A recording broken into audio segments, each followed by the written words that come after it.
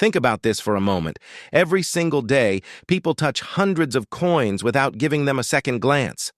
Dimes roll around in pockets, hide in old drawers, sit forgotten in car cup holders, and vanish into change jars, tiny, ordinary, ignored. But what if I told you that hidden among these everyday dimes are secret treasures worth more than your TV, your laptop, your motorbike, even more than a month's income? Sometimes more than a brand new car? These rare error dimes don't shine. They don't announce themselves. They don't look special to the untrained eye. Yet they hold shocking value capable of flipping your fortune in a single moment. These tiny silver discs have transformed ordinary people into overnight winners, all because they knew what others ignored. Today, we uncover the 3 most amazing one-dime coins that could turn a simple moment of luck into a life-changing discovery. The story of the 1968 Roosevelt dime begins with the larger transformation taking place in the United States coinage system during the 1960s, when the nation was going through political, economic, and social shifts that influenced every aspect of American life, including the production of coins at the U.S. Mint. The 1968 Roosevelt dime stands as a symbol of modernization, a continuation of the design that began in 1946, and an example of the adjustments the Mint made as it entered a new era of coin production. To understand the full history of the 1968 dime, we must step back to the end of World War II, when the nation decided to honor President Franklin Delano Roosevelt with a coin that carried his portrait. Roosevelt had led the country through the Great Depression and the war, and his support for the March of Dimes campaign made the 10-cent coin the perfect denomination to carry his legacy. The design, created by chief engraver John R. Sinek, featured Roosevelt on the obverse with olive branches and torches on the reverse, symbolizing liberty, peace, and unity. This design remained mostly unchanged for decades, and became one of the most familiar coins in American pockets.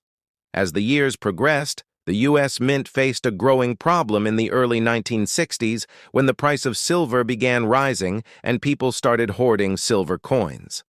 The nation experienced a coin shortage, and by 1965, a major shift occurred when the Mint removed silver from the dime and quarter, replacing it with a clad composition of copper sandwiched between layers of cupronickel. This new composition was introduced to meet demand, reduce hoarding, and stabilize coin production. By the time 1968 arrived, the clad Roosevelt dime was still relatively new to the public, but it had already secured its place in everyday commerce. The year 1968, however, was historically significant for another reason. It marked the return of mint marks on U.S. coins. From 1965 to 1967, the U.S. Mint removed mint marks in an attempt to discourage hoarding and collecting, which they believed contributed to the coin shortage. Beginning in 1968, mint marks returned and were placed on the obverse of the dime near the date.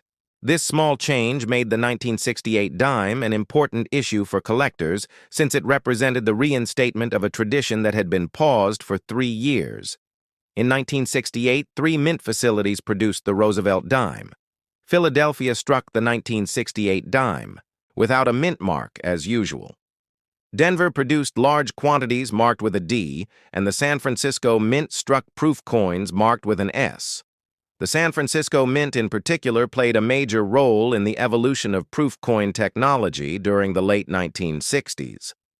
Although proofs had been issued previously, the 1968 proof sets marked the first time proof production was fully moved to the San Francisco Mint, where specialized facilities and equipment were dedicated to creating high-quality mirror, finished coins.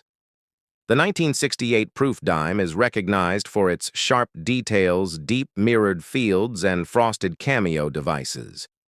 The cameo effect became more consistent over time, and these proofs hold special value to collectors who appreciate early examples of modern proof quality. The typical 1968 business strike dime from Philadelphia or Denver circulated heavily across the country, and millions upon millions were produced, making them common in pocket change. However, the quality varied because of the high-speed presses used to meet national demand. Many 1968 dimes show weaker strikes or minor imperfections, but well-struck examples with bright luster remain popular among collectors building date and mint mark sets. Another chapter of the 1968 Roosevelt dime story involves the broader historical events of that year. America was experiencing civil rights movements, the Vietnam War political upheaval, and the assassination of Martin Luther King Jr. and Robert F. Kennedy. Despite this turbulent atmosphere, the U.S. Mint continued to produce coins essential for daily economic life. The dime circulated through grocery stores, gas stations, diners, and workplaces, carrying with it the portrait of a leader who had guided the country through earlier crises. Over the decades, the 1968 Roosevelt dime became part of coin collecting history. While not rare, the coin is appreciated for its place in the transition from silver to clad coinage, the return of mint marks, and the San Francisco proof revival. High-grade business strikes, especially those in mint state with full torch details on the reverse, are prized by advanced collectors. The full torch designation refers to strong detailed vertical and horizontal lines on the torch, which indicate an excellent strike. Proof versions with deep cameo contrast are also highly collectible and represent the technological improvements of the mint. As the years progressed, the 1968 dime remained a part of everyday transactions, and millions survived in circulation, although many now show wear from decades of use. Yet the coin continues to be an important chapter in the story of American numismatics. Whether found in a proof, set a coin roll, or an old collection, the 1968 Roosevelt dime stands as a testament to mid-20th century minting practices, the recovery from the coin shortage, and the evolution of modern coinage. It carries the memory of its time, the legacy of Roosevelt, and the silent story of an American economy that relied on stable, reliable, and widely used coinage. Today, collectors recognize the 1968 dime not for rarity, but for its symbolism, its technological progress, and its role in the transformation of U.S. coinage history. It is a bridge between the silver era and the modern clad era, a marker of the return of mint marks, and a snapshot of America in one of its most eventful decades. The story of the 1968 Roosevelt dime continues as long as collectors study it, appreciate its details, and preserve it for future generations. As we continue exploring the deeper history of the 1968 Roosevelt dime, we can look further into the evolution of the coinage system and the society that surrounded it. The late 1960s were a transformative era for the United States, and every coin produced during this time, including the dime, reflects the political, economic, and cultural environment in which it was made. By 1968, the U.S. Mint was in the middle of a technological shift, balancing traditional engraving methods with rapidly advancing machinery. Coin presses were becoming faster, more consistent, and more automated. The Roosevelt dime was one of the denominations most affected by these changes because it was produced in tremendous quantities for general circulation. The high demand meant that the mint needed to modernize almost every step of the process. Engravers adjusted die preparation methods using improved die steel and better chrome plating, which helped extend the life of dies under heavy use. This was important because even small imperfections on a worn die could affect the look of millions of dimes in circulation. During the 1960s, the Mint also worked on improving the clad metal bonding process.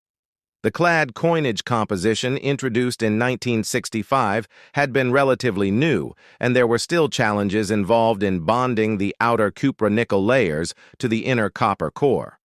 By 1968, the Mint had refined the bonding technique, creating a more stable and durable coin that performed well in vending machines and coin-operated devices, which were becoming increasingly common across the country. The 1968 Roosevelt dime also represents a moment in minting history when quality control was being reworked. The coin shortage earlier in the decade had pushed the Mint to produce coins at breakneck speed, but by 1968, the pressure had eased somewhat, allowing quality to improve. Philadelphia and Denver mints focused on striking large numbers of dimes for circulation, but they also attempted to maintain better consistency in sharpness, luster, and finish. For numismatists, this explains why some 1968 dimes exist in exceptionally high grades, while others appear with weak strikes or duller surfaces. The inconsistency tells the story of a mint transitioning into a new era.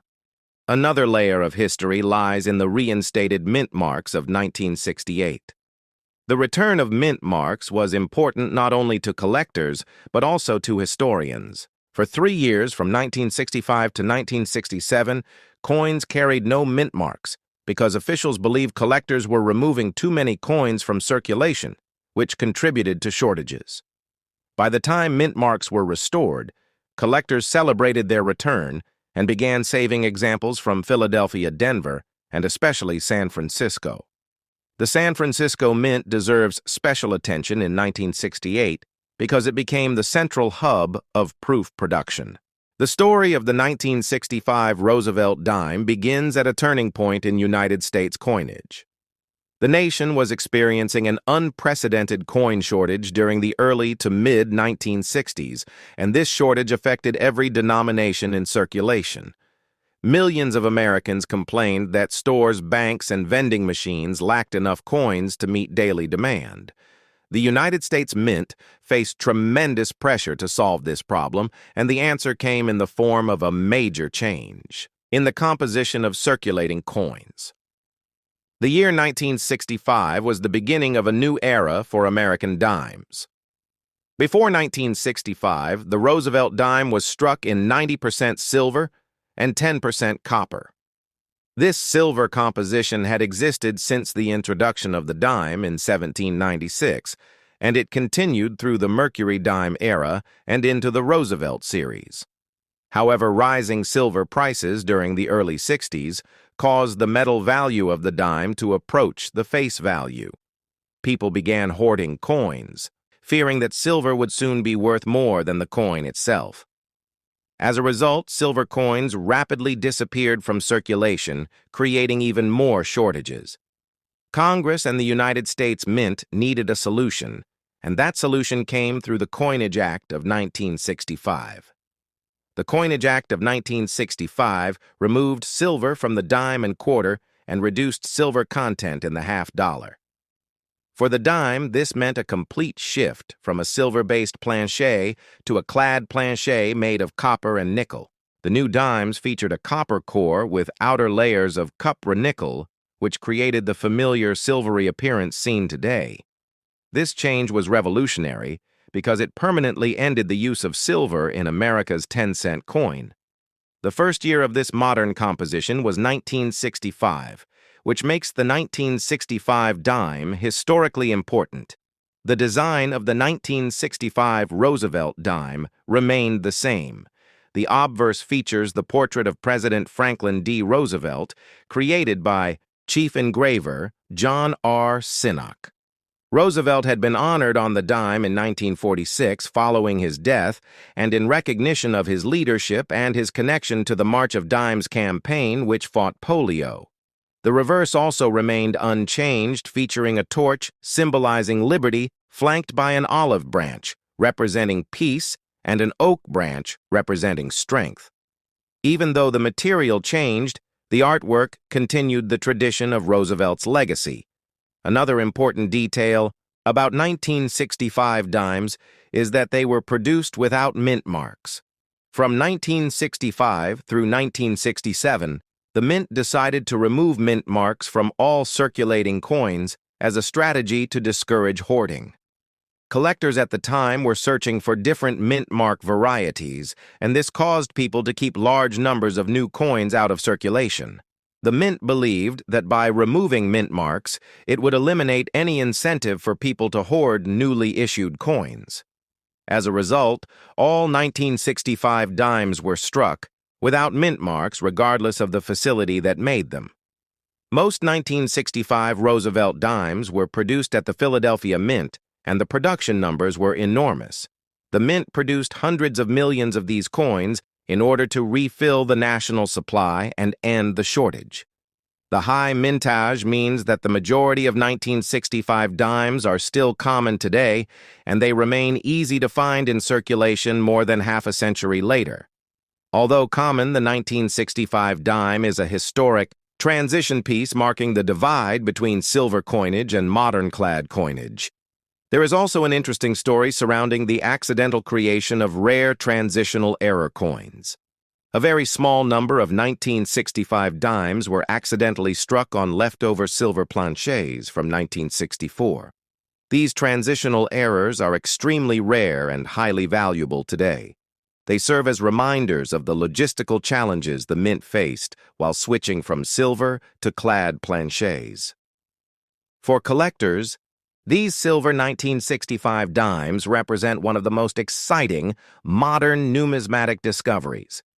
The new clad dime proved to be durable and efficient for mass production.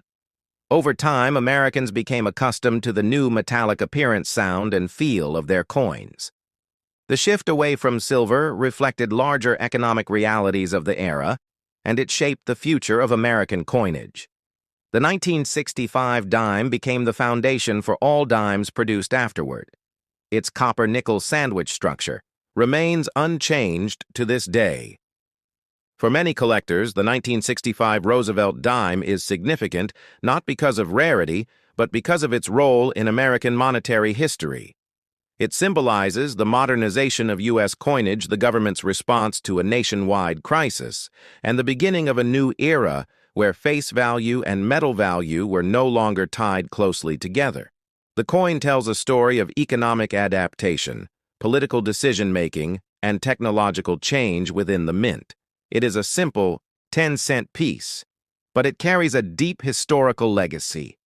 In summary, the Roosevelt dime of 1965 marks the turning point between silver coinage and the clad coinage system used today. It was produced during a national coin shortage and was part of sweeping changes made to stabilize the economy. Its design honors President Franklin D. Roosevelt, while its composition reflects modern economic realities. The 1965 dime is a cornerstone of the United States coinage history, and its story continues to interest collectors, historians, and everyday Americans who handle these coins without knowing the journey they represent. The deeper history of the 1965 Roosevelt dime also connects to the global economic climate of the mid-20th century. During this period, the world was still adjusting to the post-war economy, and precious metal markets were becoming increasingly unstable.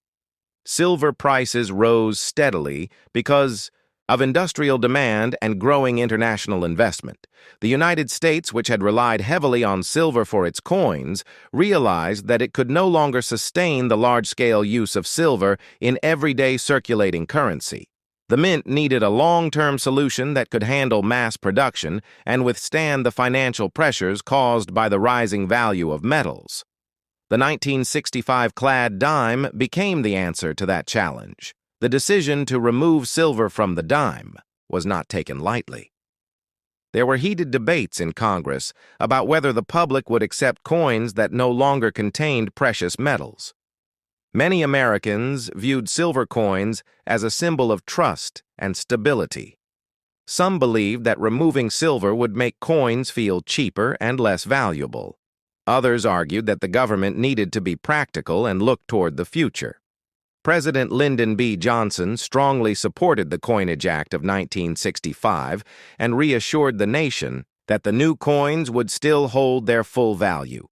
His public message helped calm concerns and encourage people to embrace the new currency. Behind the scenes, the United States Mint had to modernize its equipment and adjust its production methods to handle the new copper-nickel-clad planchets. Striking a coin with layered metals required different pressure settings, different rolling techniques for preparing metal strips, and more careful quality control. The Mint conducted numerous tests to ensure the new dimes would be durable and resistant to wear.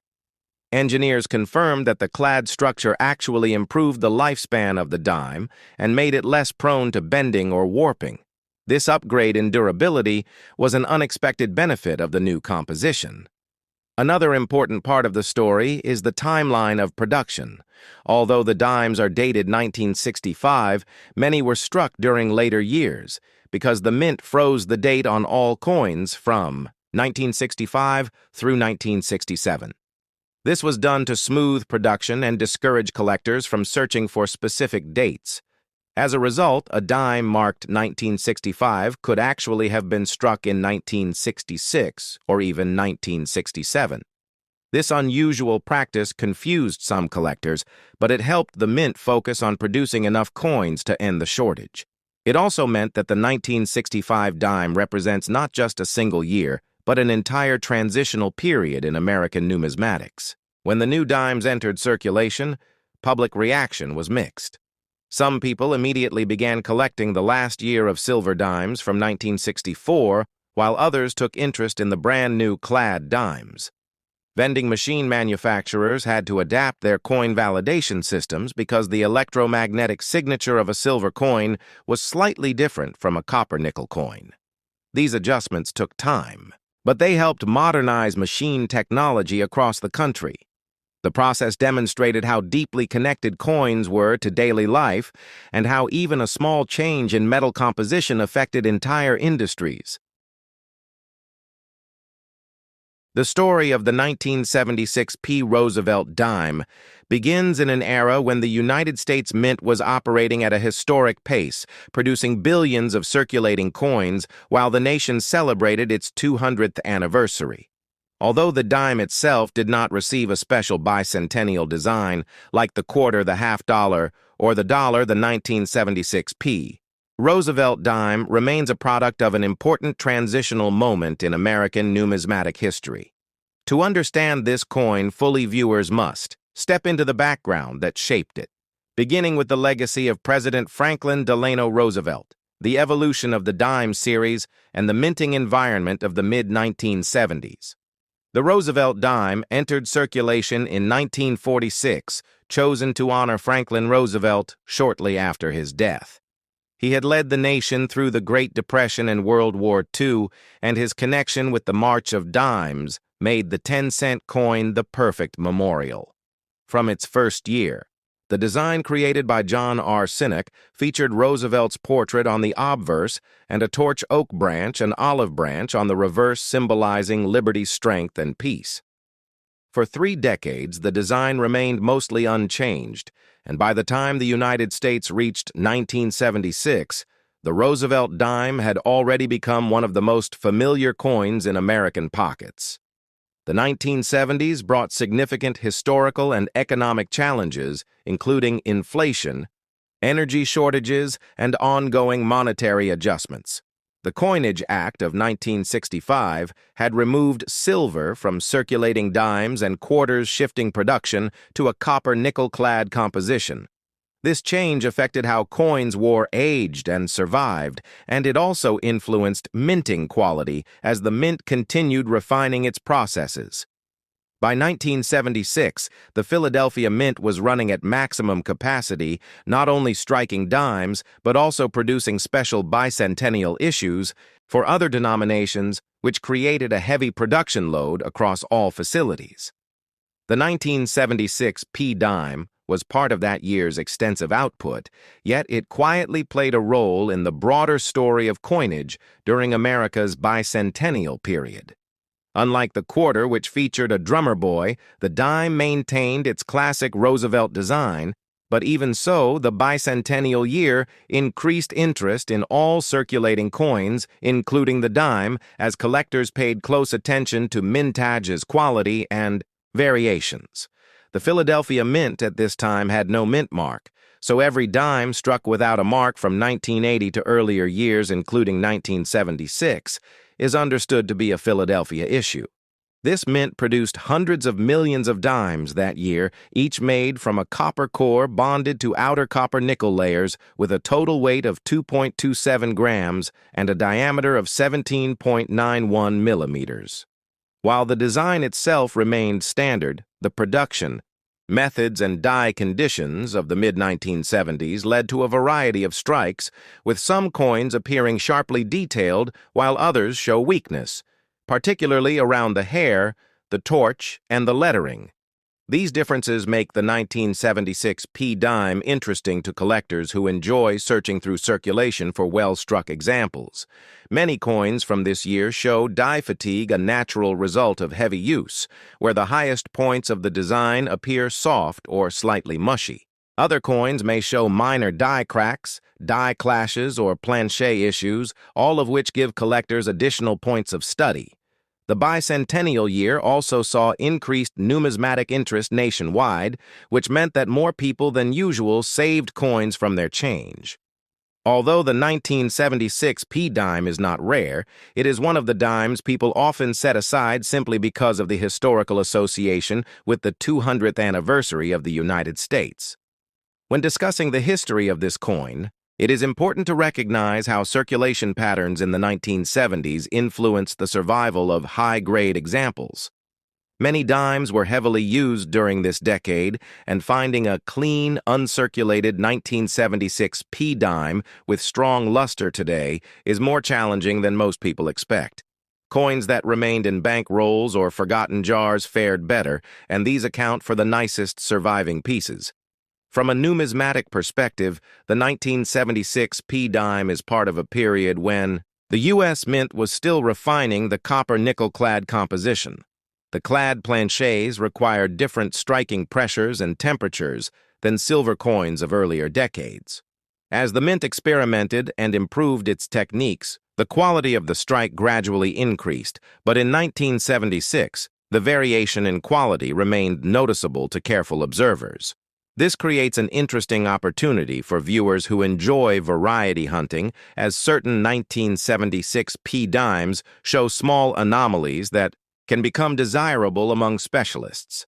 As the nation celebrated the bicentennial, Americans were exposed to a wave of patriotic imagery parades, historical reenactments, and commemorative products. Although the dime did not change visually, it circulated alongside the special quarter, half, and dollar, which created a sense of excitement for collectors and the general public. Many people kept coins from their change simply as souvenirs of the anniversary year. This cultural habit contributed to higher survival rates of lightly circulated dimes compared to some other years of the decade. For your 2-hour style video, this story can expand deeper into the minting technology of the period, the role of Philadelphia Mint employees, the broader economic environment, and Roosevelt's legacy. Franklin Roosevelt's leadership during the New Deal and World War II shaped the modern United States, and the fact that his image appears on a coin minted during the nation's 200th year carries symbolic weight.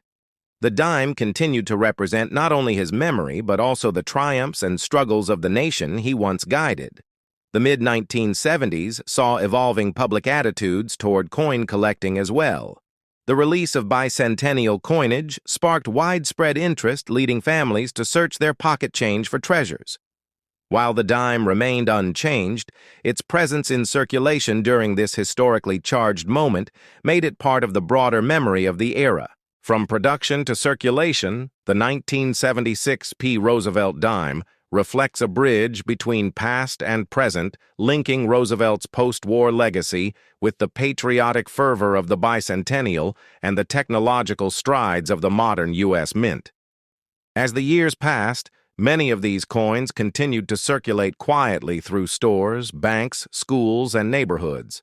Though common today, each surviving example carries with it the story of the year. It was born, a year defined by reflection, celebration, and a growing appreciation of the nation's heritage. Collectors today look at the 1976 P dime not only through the lens of rarity, but through its historical context. High-grade examples graded by major services such as MS-66 or higher can be challenging to find because of the softness of strikes typical of the era. When such pieces appear in auctions, they often gain interest from collectors who appreciate the difficulty of locating a crisp, well-struck example. Meanwhile, circulated pieces remain an accessible entry point for new collectors who enjoy holding a small piece of America's bicentennial era. For this narration, you can explore the deeper timeline of the Roosevelt dime, beginning with early 20th century coinage reforms, the transition after the death of Roosevelt, the design process under Cynic, and the reasons the dime became an important symbol in American life. You can also expand upon the political and economic environment of 1976, including inflation rates, employment trends, and public sentiment. Throughout the 70s, coin collecting evolved from a specialized field into a more mainstream hobby thanks to magazines, clubs, coin shows, and the excitement of discovering mint errors or varieties. The 1976 P-dime became part of this movement, available to every American who engaged with their pocket change. As your video progresses, you can explore the meaning of the dime in American culture, the reliance on small, denomination coins in daily commerce, and the changes that would follow in the decades to come, including the rise of electronic payments and the shifting role of coinage. The 1976 P-dime thus becomes part of a larger story of American history, economics, minting technology, and cultural identity. By the end of your video, viewers will feel they have traveled from the origins of the Roosevelt dime through the bicentennial era and into the coin's modern interpretation, gaining a full appreciation of why this small piece of metal carries such significance. This long narrative approach gives depth, atmosphere, and richness suitable for a full-length history, allowing your channel to engage your audience with detailed storytelling surrounding the 1976 P. Roosevelt dime.